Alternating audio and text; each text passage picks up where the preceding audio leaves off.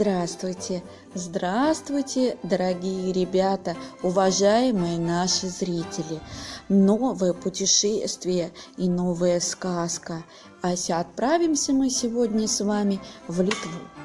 Я познакомлю вас с литовской сказкой, которая называется «Ветер и дождь». Слушайте. Шел человек по дороге. Вдруг слышит, под мостом словно бы борются двое. Он и сказал невзначай: «Ну и на здоровье!» Идет человек дальше. Догоняют его два незнакомца. Один и спрашивает: «Ты кому здоровья пожелал, мне или ему?» «Сказал просто на ветер». А это боролись под мостом ветер с дождем. Вот ветер и стал хвалиться перед дождем. «Говорил я тебе, это он мне сказал на здоровье». Пошел человек своей дорогой, а ветер догнал его и говорит: «Ступай в поместье, наймись к барину в батраки, и пускай он посеет на твою долю 3 мешка пшеницы. У барина земли хоть отбавляй». Договорился он с батраком и посеял на его долю 3 мешка пшеницы. А когда эту пшеницу сеяли, поднялся ветер, разнес семена и 3 мешками огромное поле засеял. Взошла пшеница на загляденье, растет, словно лес густой. А ветру похвастаться не терпится. Полетел он к дождю и говорит: «Человек-то 3 мешками пшеницы все поле засеял».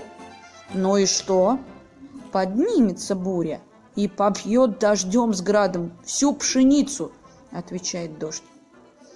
Испугался ветер, полетел опять к человеку. «Продай-ка ты, — говорит, — пшеницу барину, ну хоть за полцены». Так и сделал человек. А на другой день поднялась буря, побила градом пшеницу, и ничего от нее не осталось. Полетел ветер к дождю и говорит: «Слыхал? Человек-то каков хитрец! Только продал барину пшеницу, как ее градом побило». Говорит дождь ветру: «Продал человек пшеницу барину, а теперь пойдет теплый дождичек, поднимется пшеница, и будет лучше прежнего». Опять полетел ветер к человеку. «Слушай, — говорит, — выкупай пшеницу-то у барина, он за полцены тебе ее продаст». Только купил человек пшеницу, и тут же пошел теплый дождичек. Стала подниматься пшеница лучше прежнего. Собрал человек урожай, полный амбар зерном набил, а ветер опять перед дождем похваляется: «Человек-то полный амбар пшеницы собрал». А дождь подумал и сказал: «Не пойдет ему пшеница впрок, не отведает он пирогов». Полетел скорее ветер к человеку: «Поезжай скорее на мельницу, смели зерно и 2 пирога испеки, один большой, а другой маленький. Отнеси оба пирога на мост, где мы с дождем боролись, и скажи: большой пирог дождю, маленький ветру».